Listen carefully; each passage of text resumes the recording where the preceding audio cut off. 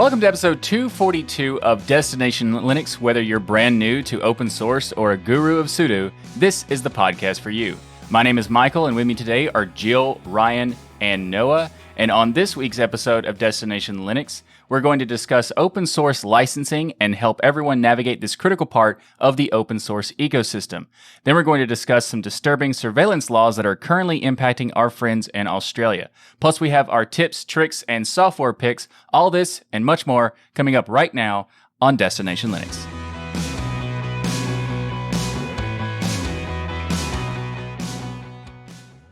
Chris writes in to say hello to the DLOGs of IT.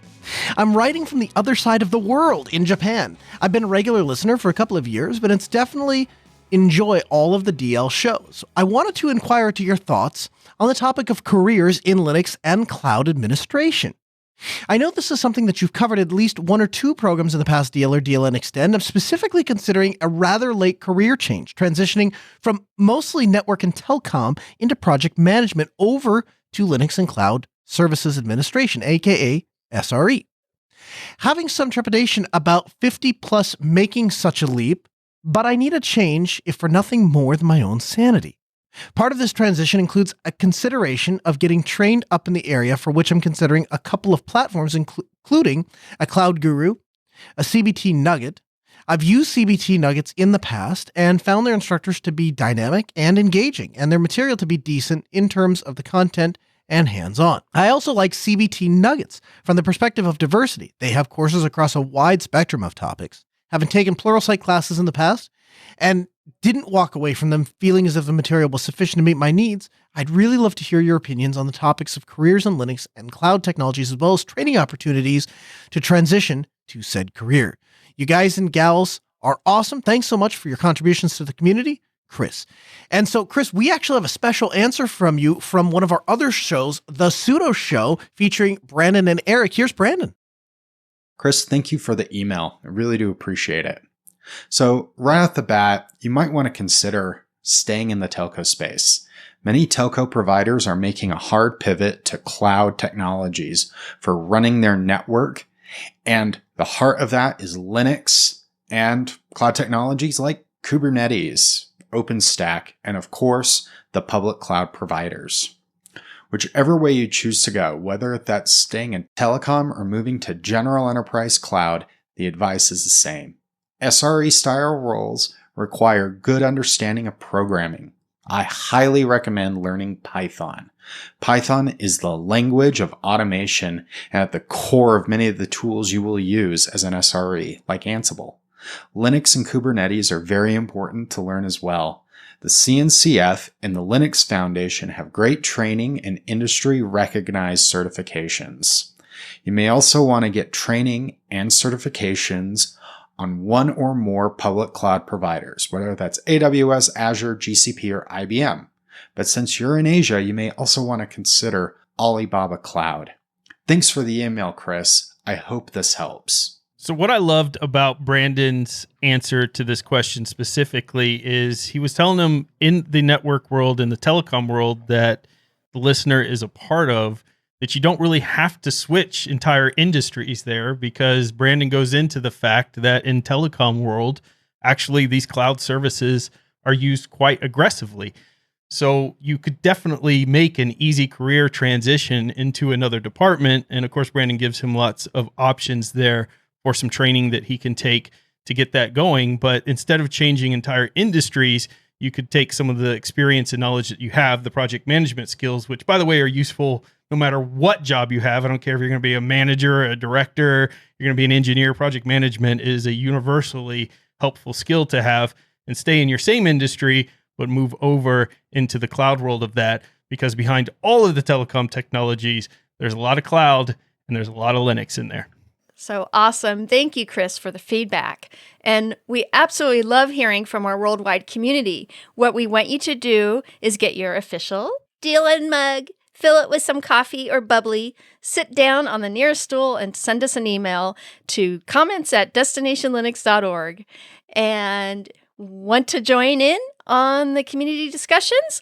Then join the DLN community forums by going to dlnforum.com.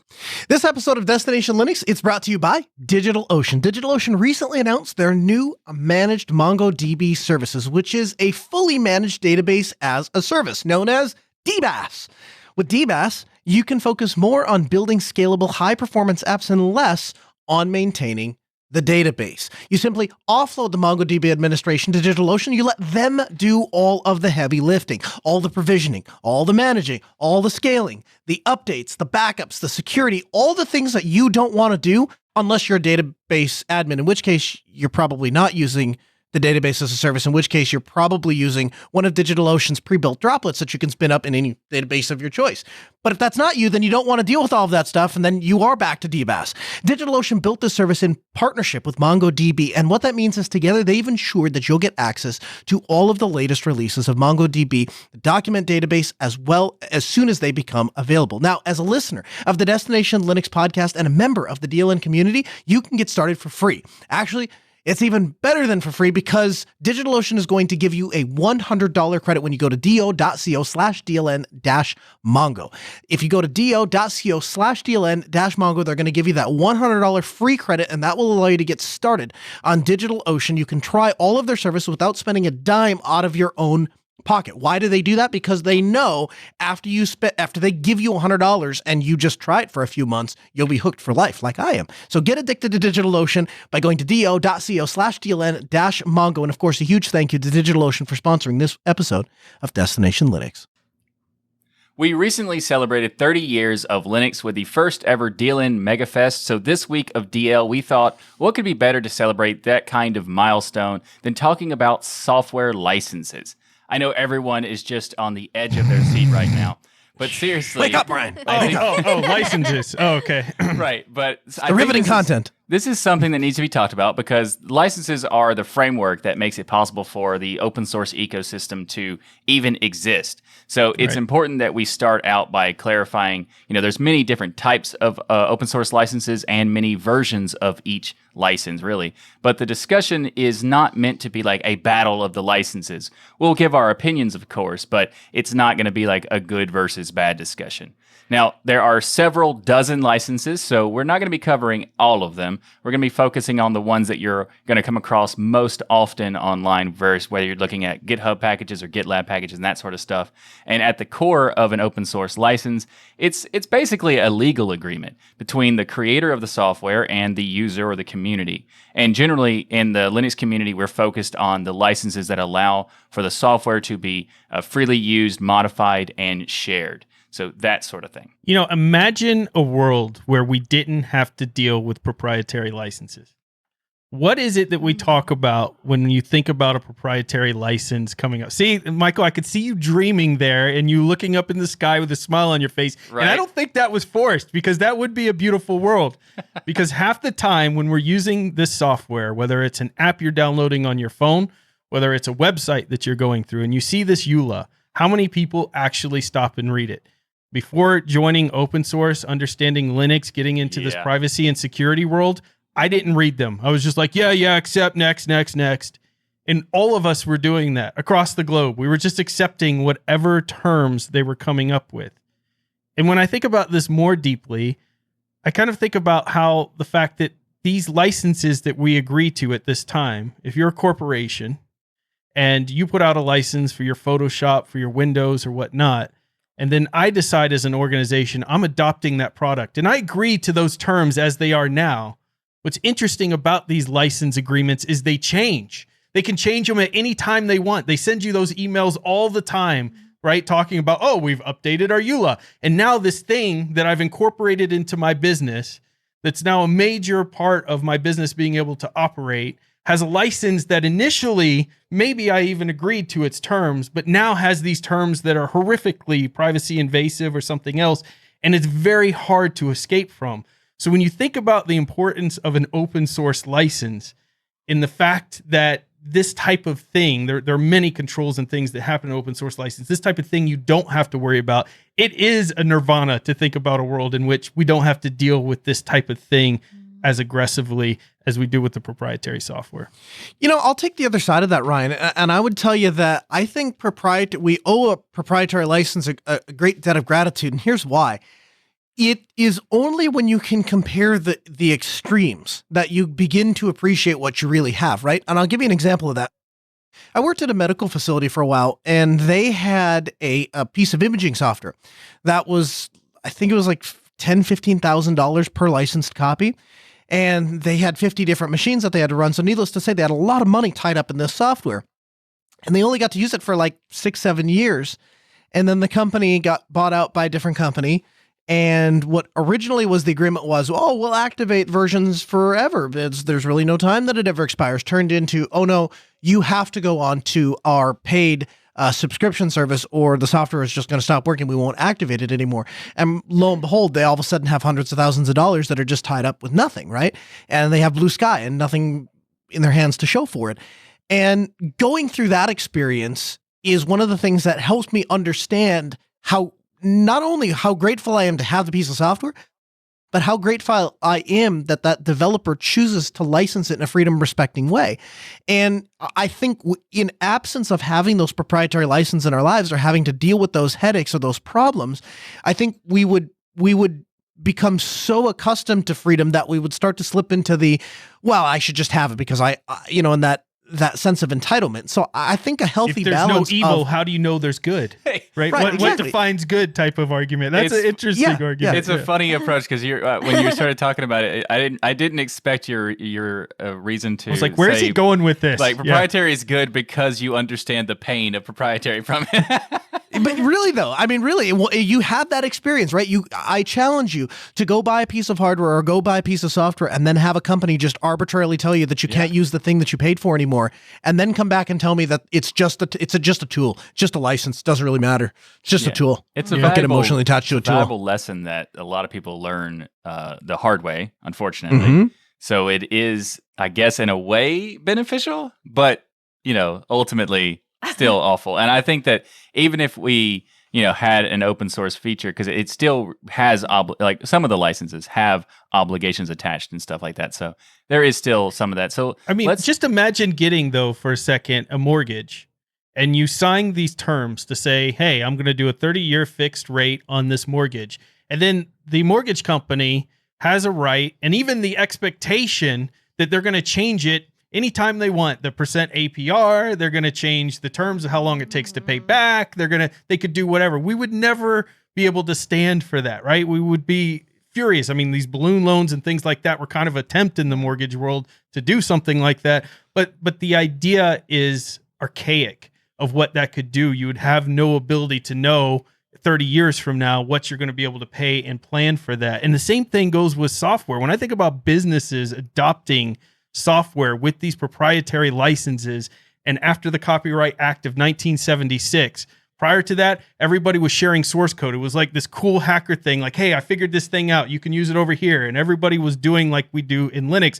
Once that Copyright Act happened, but think about today with the EULA, these things change constantly. You can, in fact, when you're looking at like privacy for a piece of hardware or a watch or something like that, you'll see these articles that like, oh yeah, this particular brand is your most private, and this is why, and they'll have a snapshot of the privacy policy.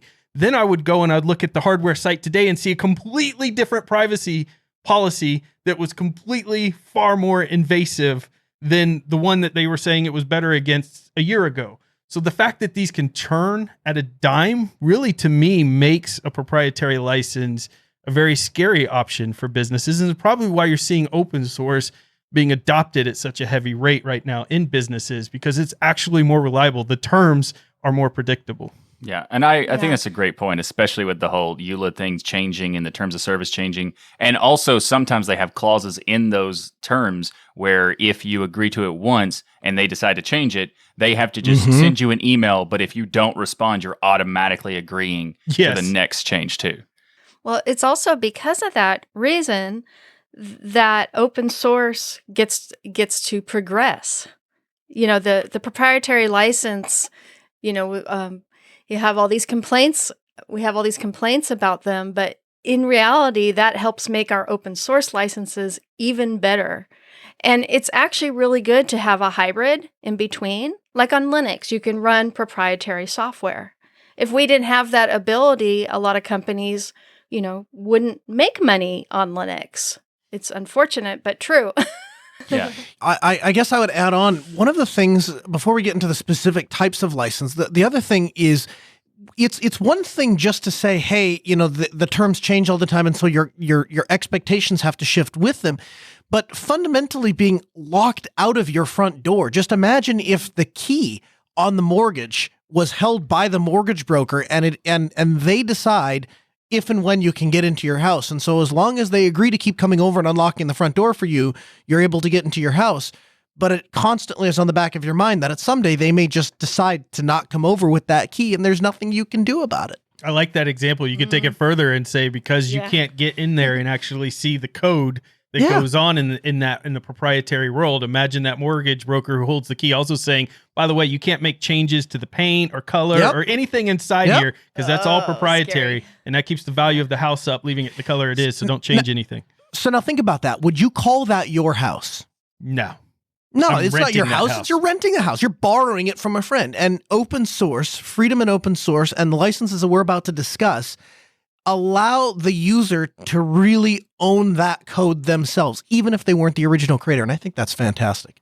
Yeah, absolutely. And let's talk about those licenses. So there's a lot, and we already talked about, we're not going to be going into every single one of them, but we're going to talk about 5 of the most common ones. And that is the GNU GPL, the Apache license, the BSD license, MIT, and the MPL, which is the Mozilla public license. There's also a thing called source available, but that has nothing to do with license. That's someone trying to pretend that they're open source, but they're not really, and we're not going to count that, but that is a thing that you might see at some point. But let's start with the GPL. This is a copyleft license, and this means that if you use code that is under the GPL, then your code must also be released under the GPL. The purpose of this approach is to ensure a reciprocal system of through the ecosystem. So if you take someone's code, then you have to provide your changes to that code because you are required to be releasing it under that same license. And there are several versions of the GPL. There's the GPL v2 and the v3 that are both still being used. And the Linux kernel, for example, is using the GPL v2 with some modifications of add-ons and stuff. But there's also many other licenses that we already talked about. Let's talk about next the MIT license, and it's actually the most permissive license of the 5. There's no strings attached. You can basically do whatever you want with the code with this license, and it's easy to understand as long as you add a copy of the original MIT license and copyright notice that you're free to do whatever. So according to the one study, actually shows that MIT license is used by 27% of the 4 million open source packages that they studied, and that is a significant amount, obviously. So there's pros and cons between permissive and less permissive and that sort of stuff. We'll get to that a little later. But next, let's talk about BSD. BSD license has multiple versions, as some are known as the 4 clause, the 3 clause, and the 2 clause version of the license. It has minimal restrictions on the use of the distribution. It's similar to MIT, but not as it's not do whatever. But this is different than the GPU, the GNU GPL, the copyleft license, which has the share alike requirements. Since these versions are vastly different, we're only going to focus on the latest BSD license, which has these types of stipulations. First of all, it says you have to retain the copyright notice, list of conditions, and disclaimer on all redistributions of source code and on all documentation and any other material accompanying the distribution. You cannot use the name of the organization or contributors in the copyright notice to endorse or promote products without written permission. And also, Linus had something to say about this particular license in 2016 at the LinuxCon, which was, over the years, I've become convinced that the BSD license is great for code you don't care about. So this is an interesting approach. And there's also some other licenses. And the Apache license is also considered a permissive license in that it allows users to use the software for any purpose, to distribute it, to modify it, and to distribute modified versions of the software under the terms of the license. The terms are namely requirements to be including copyright, including the license, state what changes you made, and also include a notice of the changes. And then the final one of the 5 is the MPL. And MPL is a very interesting license because it's also considered a weak copyleft license in some people's descriptions. That's not necessarily to say that it's a poor license, but that's just the description of how it compares to the GPL, for example. Now, hold on for a second, Michael, because MPL could be Microsoft's license or it could be Mozilla's license. So which one? Because some people may not realize that Microsoft actually has an open source license as well. They do have a license. We're not talking about that one because it's not worth using. Darn. But there's the Mozilla public license, or the MPL. That's the one we're talking about in this particular case. For those who don't know, Mozilla is the people who make Firefox and many other things. Anyway, so this particular license seeks to bring balance to the option of having to be copyleft, but also having it more permissive. So it's bringing balance to the force, so to speak. So it allows you to have less strict copyleft requirements, but not as permissive as the MIT license. The goal is to strike a balance between the companies who love their proprietary software, but want to take open source for a spin as well. This basically means the person using MPL code must make the source code for any changes available, so it is copyleft, but they can combine MPL software with proprietary code, unlike the GPL, and as long as they keep the MPL code in separate files. So that's what's really interesting about that particular piece, is that the GPL, you're not allowed to mix the different licenses, whereas the MPL does allow you to do it. Linux was not initially released under the GPL license. It actually had its own license that he created, which he also called very stupid. He hated his own license, but it was originally not released under the GPL license, and I did not know that.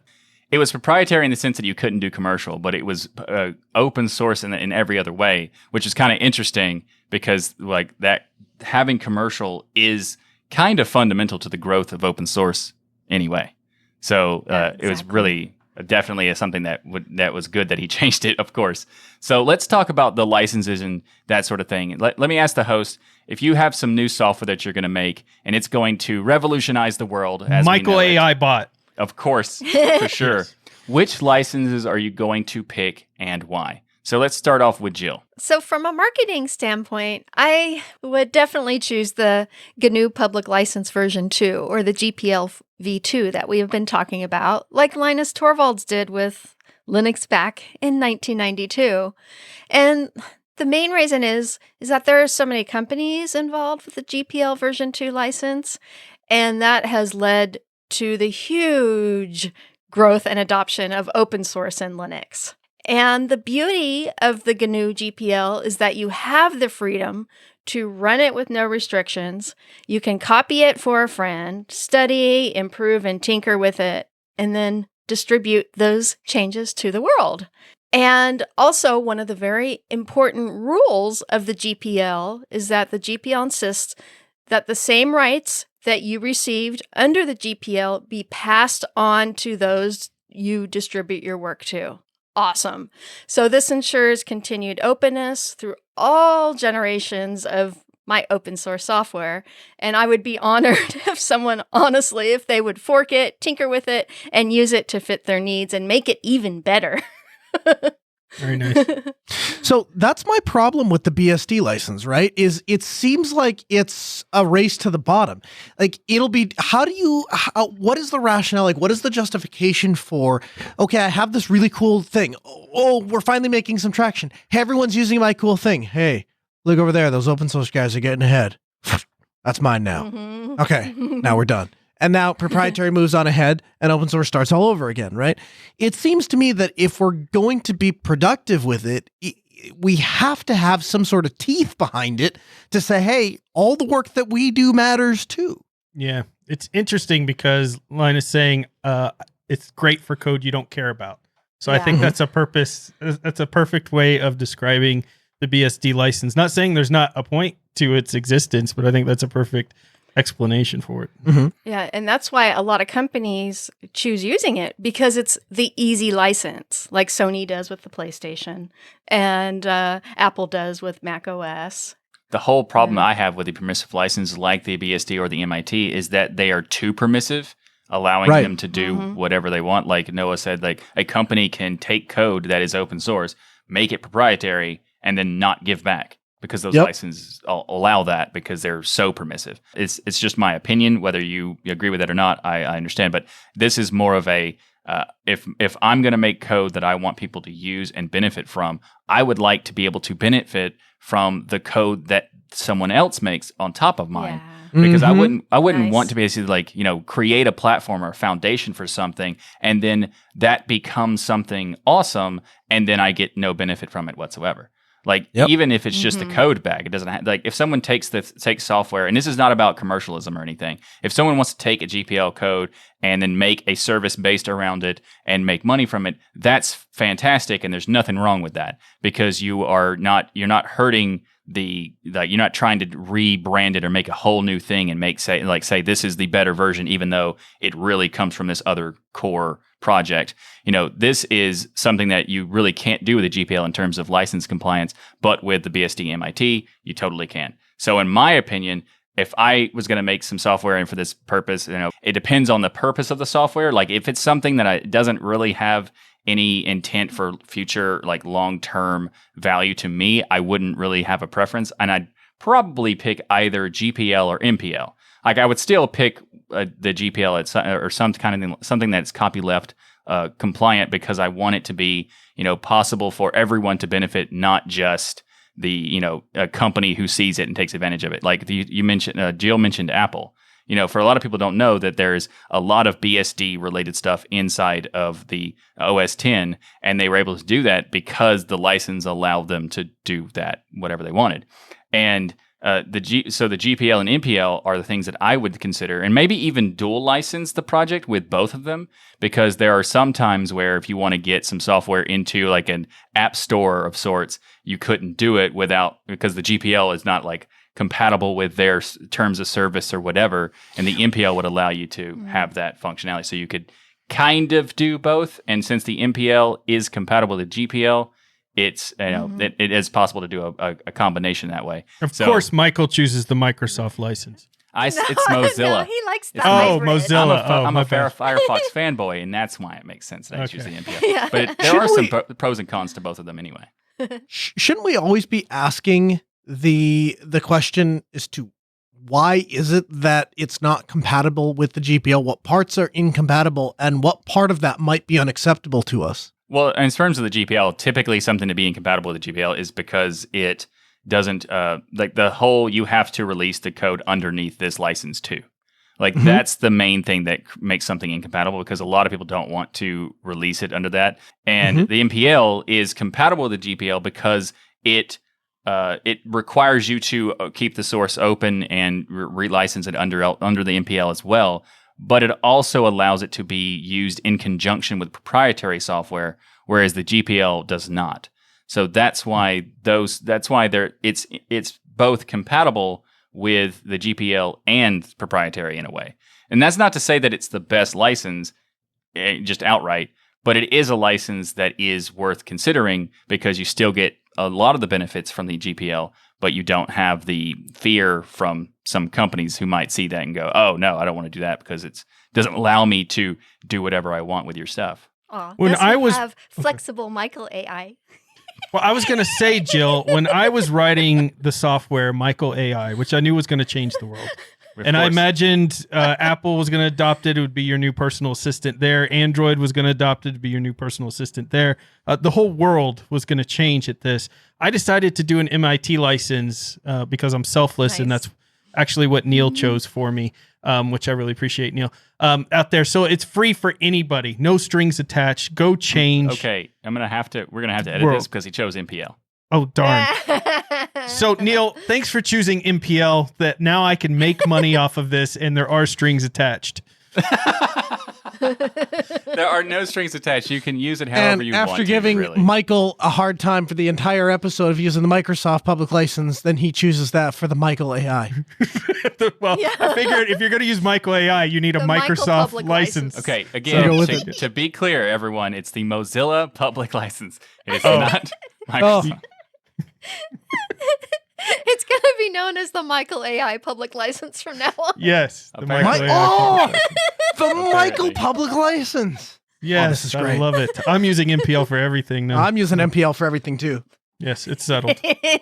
It's actually good we talk about the fact that you didn't know what the license was, because it is important to know that if you don't have a license on your project, you are not open. You like a lot of people think they just put the code out there and they're done, but people will just avoid the code completely if they don't have a license attached because they don't know what they can expect from the code. It's because if you have no license at all, it's effectively proprietary and copyrighted.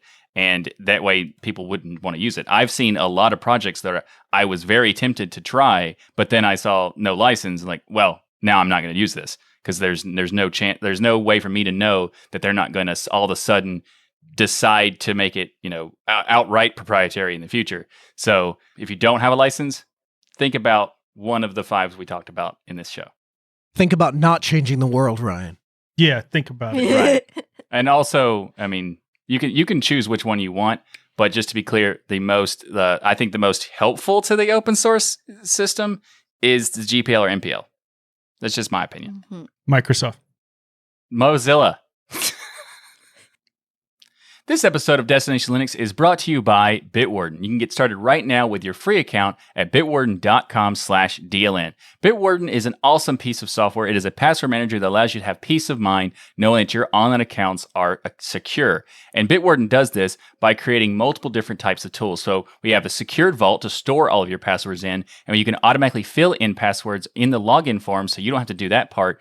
But you also want to use the auto generator tool because it allows you to make the passwords as strong as you possibly want, where you want to use passwords or passphrases, and it makes it so you don't have to worry about what the passwords are, where they are, or how to put them in, because it handles all of that for you. And you have access to this on multiple different types of devices, whether it's your web browser or your mobile apps or desktop applications, or even on the command line. Bitwarden also seals and encrypts your private data with end-to-end encryption before it ever leaves your devices, so you know you're the only person with access to your data, which is a very important piece for me. And another important piece is that they are focused on open source. That's right, Bitwarden is an open source project, and you can get started with it by going to bitwarden.com/DLN. And did I mention you can get started for free? Well, you can, but I also think you want to check out their premium account because you get so much cool stuff. You get 1 gigabyte of encrypted file storage, 2-step login with YubiKey, U2F Duo, Vault health reports, Bitwarden Authenticator for temporary one-time passwords, priority customer service, Bitwarden Send, which is a new feature that you can send files back and forth. It's fantastic. Check it out. You get all of this for less than $1 per month. That's right. Less than $1 per month gets you access to all of these great features. And they also have other things like the family accounts or the business accounts, so you can help people get started with a password manager if they've never used it before, which for me is a fantastic feature that I've helped my family get started with it, because there are so many great things about password managers, but they also can kind of be complicated if you've never tried them before. And that's why Bitwarden is so fantastic. So go to bitwarden.com/DLN to get started. And thanks again to Bitwarden for sponsoring Destination Linux. So the news this week is quite disturbing in my mind. When I read this, I was just so upset, and I was instantly thinking of all the listeners that we have in Australia, which is one of the 3rd largest places that download this podcast. So we have lots of listeners there who care about their privacy, their security. And in this week, Tutanota released an article, was the first one that caught my attention, although lots of companies since have released their opinions and thoughts on this, in a bill that was rushed through the parliament that opens the door for surveillance at a scale that frankly should scare everyone. In my mind, I see these type of things and I think it's kind of like a testing ground. If they can get the people in Australia to deal with this, to put up with this, then other countries' leaders will go, hey, maybe we can pass a similar law and do the same thing too. This new bill allegedly allows the police to hack your device, collect or delete your data, and take over your social media accounts, like some dystopian future here that you would see in a sci-fi movie, without sufficient safeguards to prevent abuse of these new powers. Without sufficient safeguards? Just to clarify there, no safeguards. There's no judicial oversight on this. None. Yeah. It's just so scary. It's a police state. It really is. And this surveillance legislation amendment, Identify and Disrupt, Bill 2020, gives the Australian Federal Police, AFP, and the Australian Criminal Intelligence Commission 3 new powers for dealing with online crime.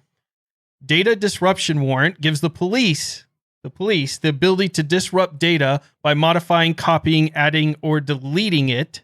This is like Judge Dredd, the jury, the executioner, all in one here. Network activity warrant allows the police to collect intelligence from the devices or networks that are used or likely to be used by those subject to the warrant.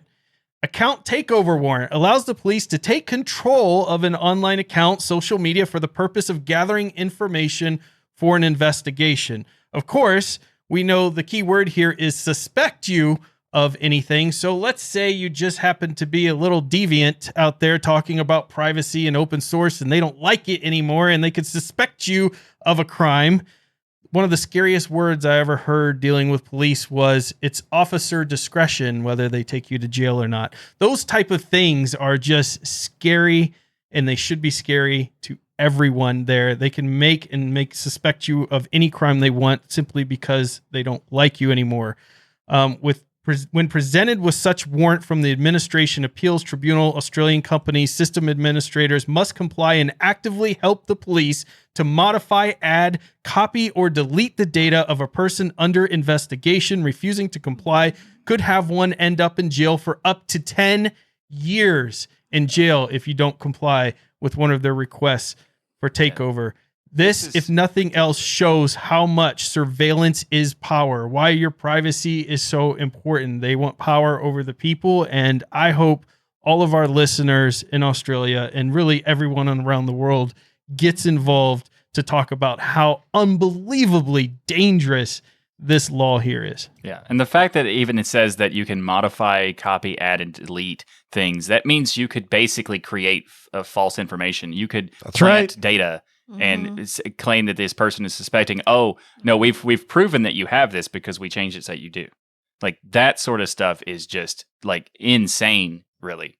The thing that shocked me most about this, it's not necessarily shocking that places pass very sweeping legislation that encompasses a broad range of powers that, of course, never going to be abused by the fine people that will enforce them. But the thing that was weird to me is no judicial oversight. It isn't we go to a court and say, here's why we think this person has done this, and so this is what we want in return. It's just, we get to do it. And like Michael said, hey, we found criminal stuff on your phone. Well, that wasn't on my phone. Oh yeah, it was on your phone. There's a specific tool, Noah, that is out there in the wild that allows a backdoor into iPhones and Android devices. It's created from an Israeli company. It's been out for a long time, but the public's really starting to learn about it as it's come out in other podcasts and other sources of news and things about this particular tool that's being used. One of the interesting things about the people who are investigating is the tool was supposed to be used just for government to stop terrorism and those type of things. And the company behind it talks very openly about the fact that they believe they've helped stop terrorism because of having this tool that allows backdoors into these devices and things.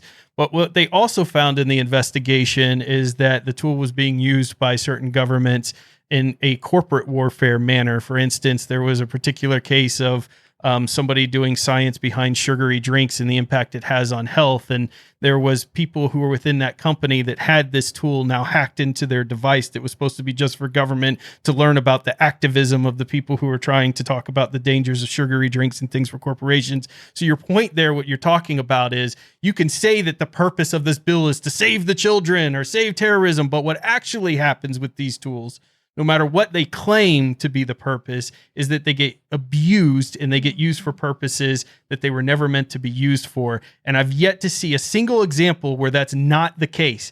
Every single time it gets used and abused when you give this type of power away. And every single time people are willing to give away their rights and freedoms when their heartstrings are pulled on, because what they'll say in the Australian government is, but you don't want to stop terrorism? You don't want to protect the children? And that's what they'll use to pull on the heartstrings of the public. Yeah, imagine BitTorrent. Imagine downloading Ubuntu on BitTorrent. You remember that whole fiasco, being sent to jail for 10 years for that? Yeah. Yep. It's just so scary, and having Noah and Michael and Ryan have all been saying no judicial oversight is scary. That's close to me to fascism, honestly. Yep. It's scary. Definitely. Yeah. I mean, the idea that, you mentioned the whole Ubuntu torrent thing. I mean, they could just say you torrented whatever they wanted to say. That's right. because Yeah. they basically said that they could do whatever they want with this with no oversight, and they pushed it in with, what was it, 24 hours? Yep. It's what you do when you're passing a bill that is truly for the people, right?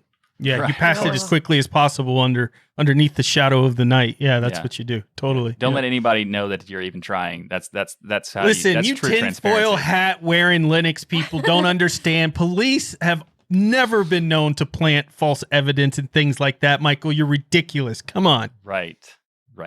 And here's the thing: I'd be the first to say I do believe I honest to God believe that most people go into law enforcement because they want to make the Sure. society they live in better, right? Absolutely. Because they want to help people and because they want to do good things. The problem isn't with 99% of law enforcement. Exactly. The problem is with the 1% of human corruptibility when push comes to shove, and it's, I know this guy is guilty. I just can't prove it. Man, if I just drop these files on there, then the guy who I know is guilty goes to jail, right? And that's where it becomes problematic. And also, just real quick, you ever heard of the phrase "a few bad apples"? It's used Yeah. to dismiss something, saying it's not that big a deal, it's just a few. But the actual phrase, they always stop at that point, and they don't continue the full phrase. The full phrase says, "a few bad apples spoils the whole bunch," or the whole orchard.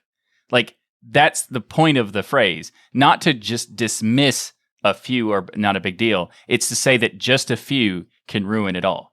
That's the whole point of the phrase. So this is a law that it seems like it's basically saying they can spoil as much as they want. Do whatever they want. This is scary. And I really need people out there who care about their privacy and security and this stuff. Get involved in with your local lawmakers and look at these laws that are coming through, because this could happen anywhere. This could happen in the U.S. tomorrow. It could happen. People were talking about in the patron chat about New Zealand potentially, would follow this. Like, these laws can start spreading like wildfire. We need to be loud about how angry we are about this type of thing happening there in brotherhood with all of our friends in Australia. I tell you what, I'll leave us on a good note, though. The good news is that in a post-Snowden world, software manufacturers and people have become hip to this stuff, right? And so we were kind of anticipating this long before the shoe dropped. So the good news is you have places like Matrix and software like Element and things like Tor and tools like Tails that enable you to retain your privacy basically regardless of what the laws are, right? And so when you come across an unjust law and you say to yourself, you know what? I don't want you to take over. Go ahead and monitor my traffic. You go ahead and monitor my traffic. All my traffic, all you're going to see is a bunch of hashes, and it's all encrypted, and then it goes from one place to the other, because you know what? You don't get to tell me that you get to take over my privacy. So go ahead and monitor my traffic. You want to try and change the content of the message I'm sending? Well, good luck spoofing my signature, because that's what you're going to need to do in order to send a message in a cryptographically secure software like Signal or Element or any of the multitude of choices that you have out there. So the technology, as bad as this law is, and as horrific as this is, and what it says about privacy, and honestly, what it foreshadows is coming to privacy the rest of the world, I would say that at least we have the good fortune of we have 5 years of source code and tools that are on our side that were specifically built just in case this ever happened. They kind of thought about that, though, Great Noah. I point, love that Noah. point. But they kind of thought about that because Australia also introduced a bill, I believe it was last year, that makes utilizing encryption services illegal to some point. And so there was news last year about them doing that. And I think it only at this time impacts products that are made there in Australia. Like, they can't enforce it across other services. But think about how easy it would be for them to change the law then, because they can pass it under night in 24 hours to say any tool that's in Australia now is illegal if it has any encryption. So yes, you're right. Thankfully we do have safety today, but don't underestimate a government that's bold enough to pass something like this won't go the next step to take that away too. So totally. I think where we're going to get to, though, is like that is a really dicey thing to actually enforce, right? Because you can't outright ban encryption or banking breaks. So you have to give people some encryption, but it has to be backdoorable encryption. And so then how do you know which tools the Australian government has? And if they have to come out and be public about that, here's the tools you can use because we can look in on you. It's a PR disaster. And so I think that will be a even tougher nut to crack than this last one. But I see your point. When they get the final rule, it is hard to say what can you really do. I mean, you're risking jail time if nothing else, right? Now, Jill, talk something happy. Football. Okay. I was like, I have to try following that one, Jill. Sports ball. to spread sadness out. I'm sorry, it took me. She's trying to expel the sadness. Yeah. Expel the sadness. So the fun game we're going to cover today is called Access Football. Yeah, I know. All of us in the Linux community, most of us don't play sport ball. We're all nerds. What are you talking about? I love some old pigskin. When Michael came over, we played pigskin every single day. We hit to the gridiron instantly the second I got there. Yeah. Baseballs are made out of pigskin now? I don't know. So since we have a worldwide audience, it's important to clarify that we're talking about proper American football, not the kicking the ball around the field type, otherwise improper. known as American soccer. Boo. No, I'm kidding. I like soccer. Yeah, the one that makes the most sense being called football. Right. Not that one. Shut it, Michael. American football. Yeah, pigskin. I mean, to be fair, just to be clear, for those who don't know, the English named both soccer and football, so it's not our fault. Not our fault. It's Zeb's fault. It's Zeb's fault. He's There Irish. you go. I don't think him directly. He's Irish. So Access Football is a simulation-style football game featuring a franchise mode, massive customization, and realistic gameplay. And the game has a native Linux support and currently quite a few positive reviews. So if you're looking to play a sports game on Linux, then check out Access Football. I think it'd be actually a lot of fun. And it's the proper type of football. Known as U.S. pigskin Jeez, football. Jill, why are you so against European football, Jill? It's not like I wrote this. Actually, I love watching rugby, Australian rules rugby, and English rules as well. So this game has lots of customization than most RPGs usually have. And I think it would actually be a really fun game to play. Yeah, if you're into honestly. like Madden and all of that type of stuff, if you're into football the and ESPN sports, games. first, Yeah. let me say nerd, because you said it to us all the time when we were in the software. So if you're in sport, anyways, the point is that if you're into football and sports and stuff, it's $29 on Steam. So there you go. Yeah, and also it's Yeah. a simulation style game, but it's not a simulator. It's not like one of those. You're still playing the game similar to like Madden and that kind of thing. But you also have like dynasty modes and that sort of stuff too. Mm-hmm. I actually do play some sport ball, yes. And I do like playing some virtual baseball games. Those are fun. So this would be fun. And honestly, it's actually a far more cooler and more sophisticated than the Mattel electronic football handheld game I spent many hours playing back in the 70s. Yeah. Well, let's be honest. If anyone here is going to be playing a sport outside of Jill, it's going to be on a computer. So Yeah, very true. I've been doing my finger push-ups every morning. I play Dang, beach man. volleyball. Look at you. I used to play basketball. It's been a while, but I used to. Although it's funny because you were talking about how it's more sophisticated than the Mattel electronic football game, and it made me think about like I wonder how much more sophisticated is it from Tecmo Bowl? Because I remember playing that for hours as a kid. So good. I remember that one. Yeah. Anyway, if you want to check it out, it is Access Football 2021 on Steam. And by the way, there's been multiple different versions of it, and they do it by year, just like Madden does. So that's why it's Access Football Very cool. 2021. So let's talk now to the software spotlight. We have something that a lot of people might already know about, but if you don't, you will get a lot of benefit from it. And you also might have seen it in a lot of places just in screenshots because it is very often featured inside of screenshots when people are showing off their desktop and showing what operating system they use, and that is NeoFetch.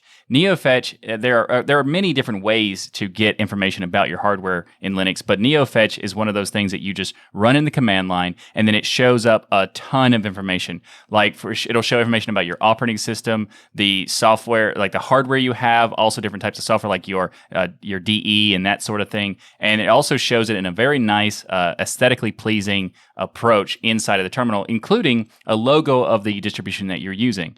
Now, it might not be able to detect sometimes, depending on your configuration, but you can also specify like which distro you want if you want to have that specific logo to be made inside of the screenshot. But NeoFetch has support for dozens of different distributions to create an ASCII version of the logo and that stuff to just show you all the information. So if you are wanting to share your demo of showing like your desktop and all the configurations you have, and you also want to make it easy to list out all of the configurations, and this is a great way to do that. And also apparently it has support for Mac OS for some. I just did the Mac OS one, and it does indeed.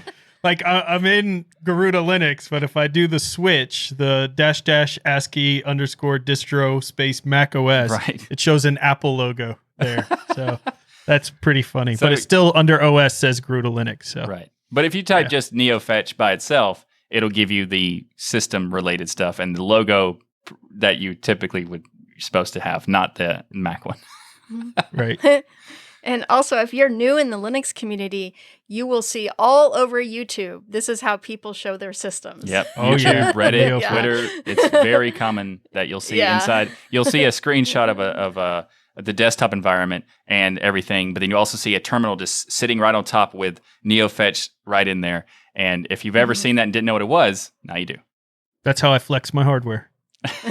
Yes.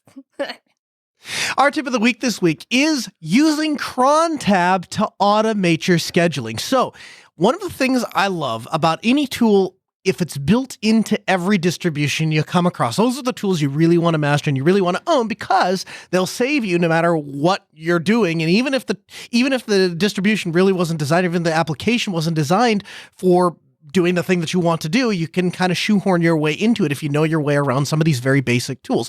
CronTab is absolutely one of those tools. And so we were working on a POS system, had to automate some stuff and didn't have a way to do that, and said, we just use CronTab. So if you've not used CronTab, it is the built-in scheduler to Linux. It comes with virtually every distribution out there, and it allows you to schedule events as often as you need. And so essentially, the first part is to write the script that you want to execute. And so that can be a collection of commands that you need to execute. It can be a single command that you need to execute. A common one might be an rsync command that you create a archive tar of your data backups. And you can do that every night and then have a NAS pick it off of the rsync it off of that machine and store it somewhere else and replicate it all over the place and make sure that you have a good backup. That might be a great place to get started with it. And so it's fantastic for doing backup routines, night times, that kind of stuff, monthly backups, nighttime backups. So to get started, you'll use CronTab TAC-E, and that's going to drop you into essentially a text document of the CronTab that you'll be able to set things up. And it's going to ask you for a couple of pieces of information. And so essentially you're going to put we work from the inside out. So you're going to start with the minutes, then you're going to put the hours, and you're going to put the days. And this is scheduling how often do you want it to run. So for example, if you just put asterisks all the way across the board, you would get every minute of every hour of every day of every month. And obviously that would get excessive, right? So maybe you want to just do it on 00 of the 12th hour of every month of every day. And so then, the first two you would fill out. The problem is, and they give you a little guide when you open up CronTab the first time, the problem is, can get kind of confusing. Just talking about it, I'm getting confused. And I do it, I'm confused myself. So I have a tool for you that you might want to check out. It's crontab-generator.org. And what it does is it's a website. So it's a cloud-based utility, I guess.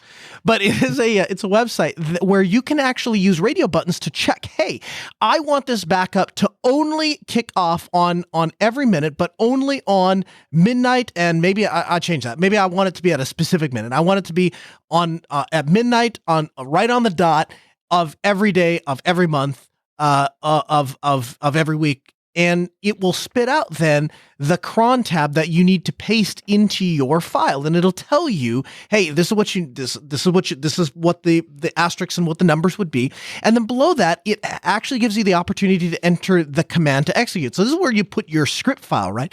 So if you're like me and you put them in opt/scripts, you'd put opt/script/backup or nightly backup.sh. And then you can click generate cron tab file and it'll give you the 00**/opt/scripts.backup.sh. And then you'll notice it'll even append the little forward caret and then /dev/null, which is actually going to throw out the log. And so I'll let you know that you might want to actually specify a file there. You might want to put /home/root/cronlog.txt. And that way, in case your cron tab fails, if something goes wrong or something goes right and you just want to verify, you can log back in and cat that file out and see what your cron tab is doing. And so I use that all the time for backups. Log in, take a look at that log file, make sure the backups, yep, they did indeed go the night before. So it's crontab-generator.org. Of course, we'll have links for you in the show notes, as well as an outline, because like I say, when just hearing that probably doesn't make a lot of sense. Once you actually type crontab -e and you look at how it's set up on your system, it'll make a whole lot more sense. So start automating your things with crontab. I love your face for this this tip and trick of the week, Noah, because I was one of those people that would look at people's examples in the tutorial and try to decipher what to put in there for the time and the month and the date that I wanted for it. And because I don't use it enough, I use it like at my home and things, but enough to memorize all that stuff. And this crontab generator, dude, thank you for this. It's going to save so much time. I know that with the amount of filling of people's brains you do, you don't got a lot of spare room. So That's right. anytime we can offload something to a cloud service, we got to do that. I love you for it. And a big thank you to each and every one of you for supporting us by watching or listening to Destination Linux. However you do it, we love your faces as well. And if you want more DL, you can become a patron, like all of the amazing people behind the scenes in the gigantic virtual stadium that has virtual drinks and virtual food and virtual conversations going on all the time. You also get unedited versions of the show, VIP access to events and live recordings of Destination Linux every Sunday. Come hang out with the crew. In addition, every Sunday at 1 p.m. Eastern, we're now live at dlnlive.com. Now, the best part, everyone is invited to watch the recording of Destination Linux each and every week. We can't wait to see you in the chat. And also go right now to the DLN store at dlnstore.com where you can pick up some swag. We have t-shirts, hoodies, mugs, stickers, backpacks, aprons, so much stuff. And you can customize it just like how Jill did with the pink mug. There's so much cool stuff there. Go to dlnstore.com to check it out so you can get all of the great like merch for like the Linux 91 hat that Ryan is sporting, and the Linux is Everywhere shirt that Jill is sporting, and also so much more. Make sure to check out all our wonderful shows here on the Destination Linux Network.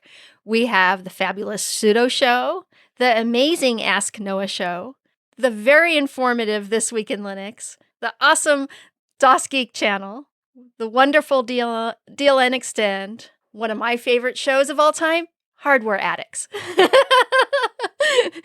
And we have GameSphere, and get your Fedora hat on with our latest show, the Fedora Podcast. So go to destinationlinux.network and subscribe to all these wonderful shows to keep those penguins marching and the full Monty of Linux and open source awesome sauce. And enjoy. Everybody have a great week, and remember that the journey itself is just as important as the destination. Thanks, everyone. See you next week. Bye-bye. Yeah. Twill while you grill. Yeah. Twill while you grill. For $24.99, you can twill while you grill too. And if you call now, you'll get three. But wait, there's more. I like how the Michael A. bot is licensed so that you can put it with proprietary stuff. Well, it was the only way that Apple would allow them to integrate it with Siri. Exactly. That's what he wanted. Can we copyright that version now? I mean, we're going to have to put a license on it, but yes. Yeah, I don't think anybody will want to fork that one. If you want it, then you got to put a license on it.